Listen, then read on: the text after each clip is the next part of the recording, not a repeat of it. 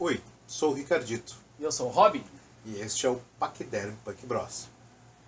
Toca a vinheta aí.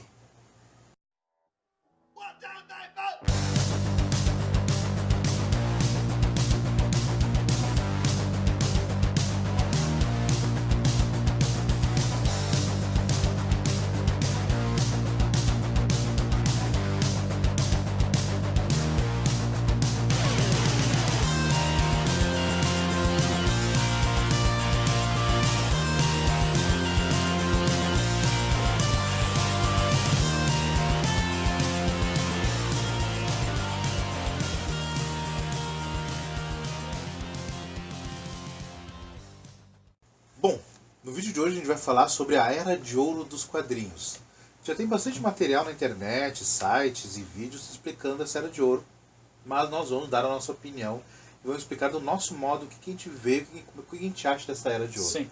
Então, para começar, para entender, a Era de Ouro surge com o surgimento do Superman, certo? Primeiro super-herói, né, das histórias em quadrinhos.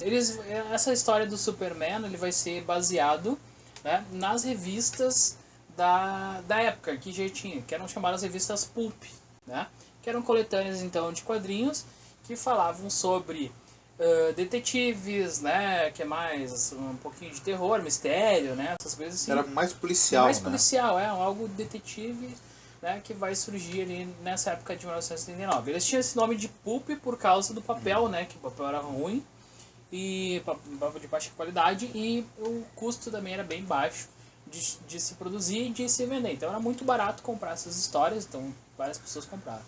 Nessa época aí também já tinha os heróis com máscara, né, que foi da onde o Lee Falk se inspirou para criar o Fantasma, que a gente já falou, né, no vídeo anterior. A gente vai deixar aqui em cima ali, né, o linkzinho.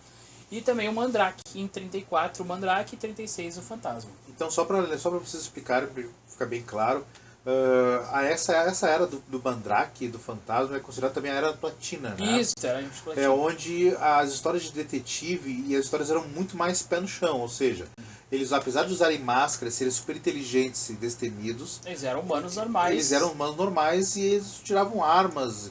Era contra bandidos comuns, ou terroristas, ou alguém que estava entrando em guerra, né? Ou um japonês, né? Então eram histórias bem pé no chão, bem policial, né? Era de detetive e bandido, né? Isso, tanto que quando o Batman surge lá em 39, o nome da revista é Detective Comics, né?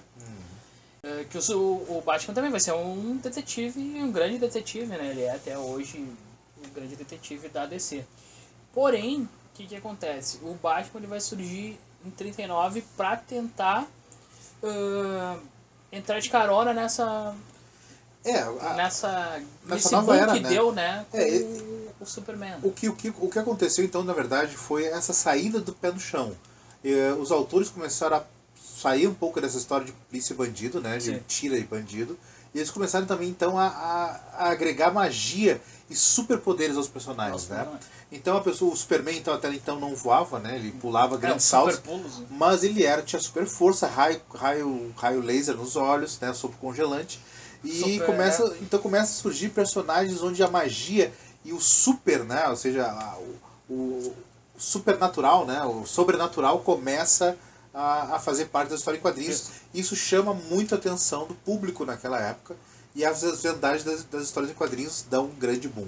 Uma coisa muito interessante que a gente vai perceber aí, que o Superman nessa primeira edição ele vai enfrentar pessoas normais, bandidos, né, catástrofes, coisas normais ali. Não vai ter um super vilão.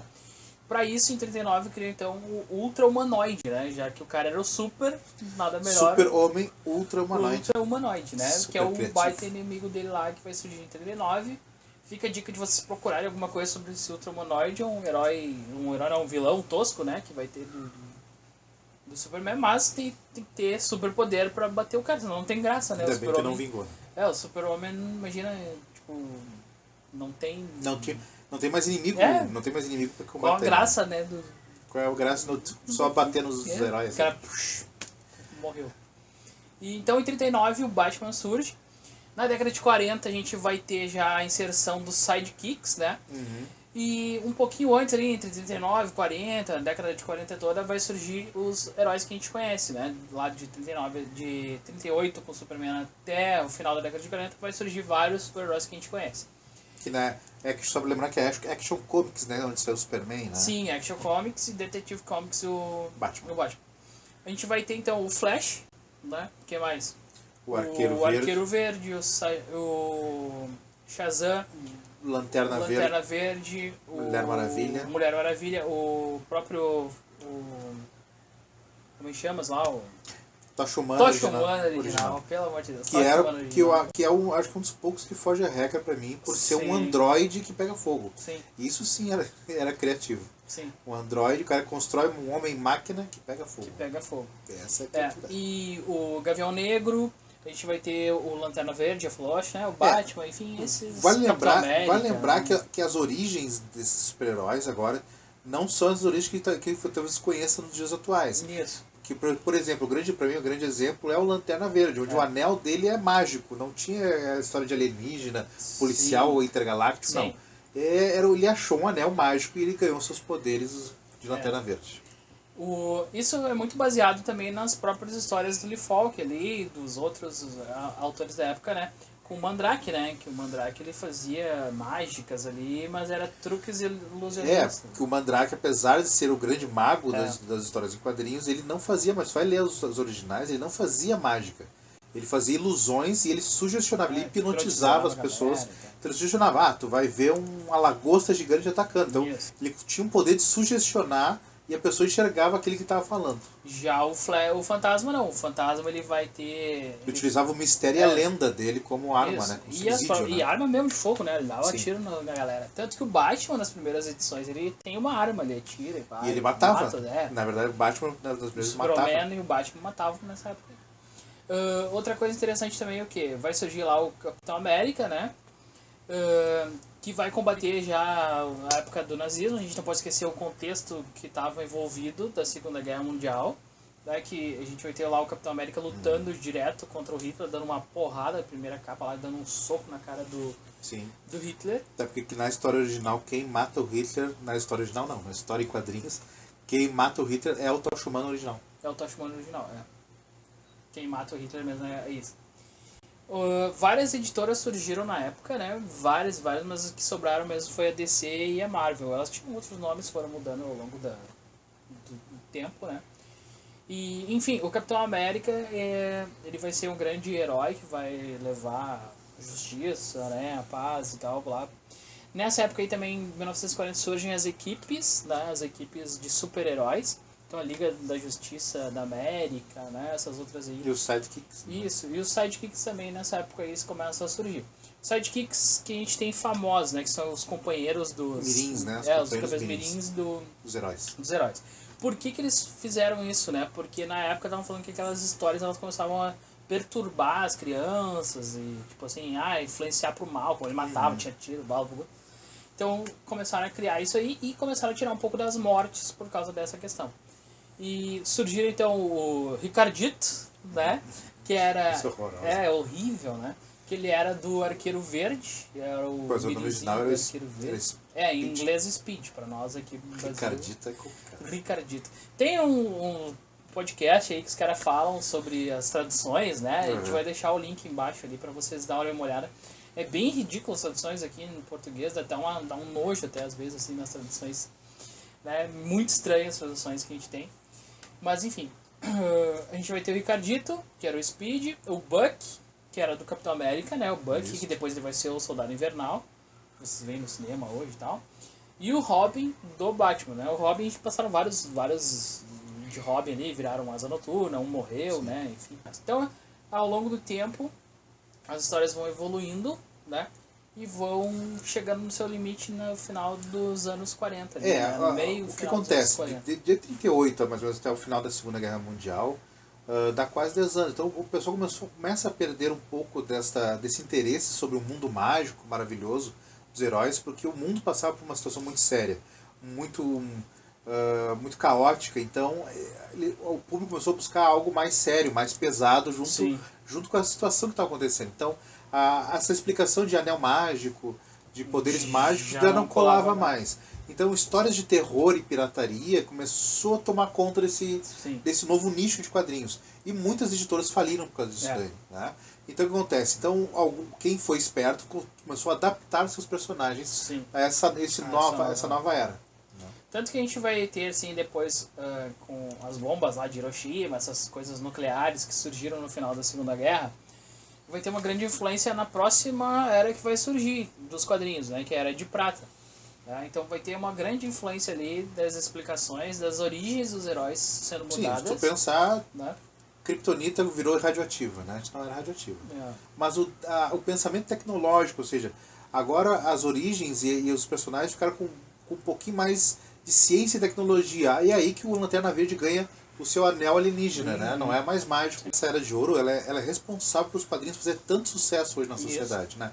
Na cultura, né? Porque se não fosse essa grande vendagem, esse boom de vendas onde todos os americanos conheciam Superman e Batman, Sim. talvez não teria ganho o mundo, né, na verdade, né?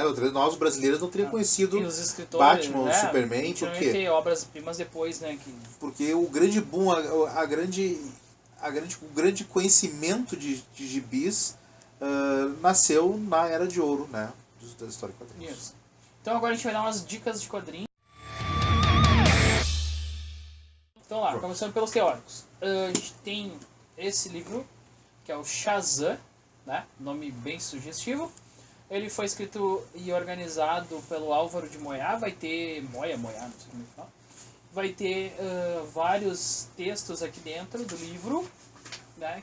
Que falam sobre história em quadrinhos. Então, vai ter várias origens, né? As origens dos heróis, eles vão trazer alguns contextos, vão estar explicando... Ele organiza, né? Todas as origens, explicando, né? Super-heróis, falando sobre as histórias nacionais importados. Isso. Tá? Então, assim, a gente vai ter aqui vários escritores famosos, né? Como o Álvaro de Moyá, esse. A gente vai ter também o Jô Soares, né? Que vai falar sobre o Fantasma e o Capitão América, né? Os dilemas do Fantasma e do Capitão América. A gente vai ter, assim, quadrinhos na comunicação de massa, os quadrinhos que falavam sobre pré-história, né? Quadrinhos de pedagogia, né? Histórias de quadrinhos no Brasil, falando um pouco do Maurício Souza, né? Ali um pouco dessa primeira parte das histórias do Brasil. A gente vai ter também falando sobre histórias, quadrinhos e os argumentos, enfim, onomatopeias, cronologia, entre outras coisas da história quadrinhos. Bem bom, difícil de achar, tem que achar no sebo, eu acho que já saiu de catálogo há muito tempo. Ela é a editora Perspectiva, a gente vai deixar os links aí embaixo das editoras. Esse meio que é a terceira edição, de 1977. Eu comprei em 2009, veio importado pela Cultura, acho que lá de Portugal, tá? Mas é um livro brasileiro. E basicamente é isso, né? Então uma grande obra para vocês lerem, né, e entenderem um pouco mais sobre o quadrinho. Outra que tem um pouco mais didática, né, menos confusa, leitura mais fácil. Mais fácil. Né? A gente vai ter o Almanaque dos Quadrinhos, que é do Carlos Patati e Flávio Braga. É o Flávio. Desculpa, Patati. Tá? Ali ele vai contar 100 anos da mídia dos quadrinhos, né? Então ele vai mostrar ali várias histórias, várias origens, de como surgiu os primeiros super-heróis, né? As épocas que eles vão se encontrar, como que foi mudando essas histórias aqui dentro nesse livro, né? Outro legal, coleção da DC, 75 anos da DC, tá? Essa aqui é a Era de Ouro que a gente está mostrando para vocês. Ele vai ser o primeiro livro da coleção de 4, né? Então era um de 4, saía mensalmente e eu fui comprando esses volumes. O que é legal aqui é que vai ter o quê? Um pouco da descrição de cada era. Então ele começa na Era de Ouro, vai para a Era de Prata, Bronze e Era Moderna e vai falando. E todas as capas trazem a capa da revista que modificou essa era, que criou a era, né? E todas elas são da DC, né? Todas as eras são encabeçadas pela DC, né? Os personagens da DC. Principalmente esse aqui, o Superman, que é a história de $1 milhão, né? Que os originais valem $1 milhão. a gente vai ter outras histórias, além do Superman, vai ter o Flash, vai ter a Liga da Justiça. Era de Ouro, muito legal. A gente vai ter também o Era de Prata, com o Fantasma, nada com o Fantasma não, com o Lanterna Verde, Era de Prata com Lanterna Verde na capa, né? Mas tem as histórias do Super, tem as histórias do Flash já com outro uniforme já vermelhinho, diferente, né? Aqui tem o encontro dos dois Flash, né? Do Flash original com o novo Flash.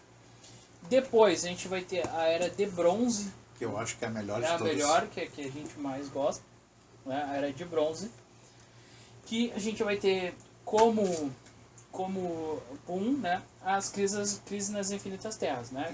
Que vai ter o Flash como sendo o principal. Também a Era Moderna, né? Então a Era Moderna vai ser o último da coleção.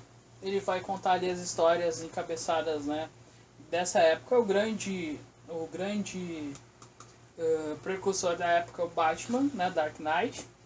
E vai ter outras histórias ali dentro, né? A história do Super, da Liga, do Fantasma, enfim. A gente vai ter aqui dentro dessas histórias. Que começa a surgir os graphic novels, né? Então, basicamente é isso. Dicas de quadrinho, a coleção inteirinha da... Todas as eras aí, né? Coleção de 75 anos da DC. Difícil de achar, vai ter que dar uma vasculhada maldita na internet. Talvez quem mora em São Paulo, lá, talvez consiga ter. Porto Alegre aqui tá difícil. Porto Alegre é quase impossível. Tá, internet talvez alguém venda, vai vender pelos olhos da cara. Mas... Dá uma buscada, velho. Pesquisa, vai atrás que tudo acha. Na internet a gente acha tudo. Então, gente, valeu então por ver o vídeo. Dá um like, comenta se tu gostou, comenta qualquer coisa que vocês gostariam de ver, ou um assunto que vocês gostariam que a gente falasse, né? Isso, dá sugestões, né? Nossa opinião sobre isso. Né? Dá um ok, compartilha com o pessoal. Dá um ok, galera. Dá um like. Dá um likezinho. E procura Pacderm Punk na internet, vê nosso site, vê o nosso Instagram. Põe Pacderm Punk na internet. A gente tá em todas as redes sociais. Exato. Né? A gente tem um site que ele vai agregar tudo que a gente está produzindo. A gente faz uns desenhos bacanas. Tem música no Spotify. Tem quadrinhos que a gente está produzindo também, né? Umas tiras, né, semanais. Acessa lá no Instagram, tu pode acompanhar, e no site também. No Facebook também. O site pacdermpunk.com, né? Acessa pacdermpunk.com, que ali a gente vai estar reunido. Tem também nossa lista de música no Spotify, que é legal ouvir, bota no carro, vai ouvindo, né, pra escola, pra casa, o fonezinho. Ouve ali músicas que o Pacderm Punk indica, tá? Então, basicamente é isso. Valeu. Até mais, até o próximo vídeo. Falou. Hoje eu acho que talvez vocês consigam achar com alguém que queira vender. Alô? Seu telefone? Pois não. Sim. Sim, pois não. Mas quem está falando aqui é Silvio Santos, e ele gostaria de dar o prêmio de $1 milhão e um pau no seu cu. Alô, mas você, eu acho que quem seria? Mas quem está falando? Podia ter com o Silvio Santos. Isso é muito poder botar no vivo a voz. Alô, mas você, eu acho que está falando? Então vamos de novo. Vamos lá. Dá uma palminha.